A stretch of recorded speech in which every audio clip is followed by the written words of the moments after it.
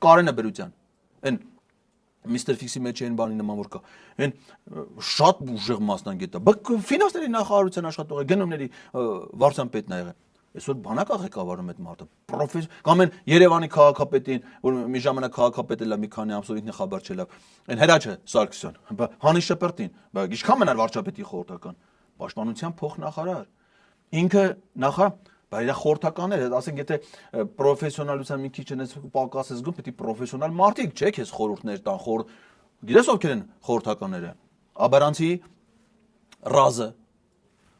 Սյունիքի Մելոն, երկուսն են մարզպետ էին, Հանի Շպրտին, որովհետև բարձրագույն կրթություն չունեին։ Տալել են պաշտպանության նախարարի խորհրդական, չնայած պաշտպանության նախարարի խորհրդականը պետք է բարձրագույն կրթություն, բայց դա ջանդամ է հիմա։ Կարևորը պրոֆեսիոնալ, ասենք հիմա Սյունիքի Մելոն, որ ցուցակները նայում է, աշխատավարձին, դե նայում ասում է իտոգ այսքան, ասում է ես իտոգը ինչա սաղի շատ փող ստանում։ Էսով է իտոգը, էս ինչ անում է իտոգը, որ սաղի շատ փող ստանում։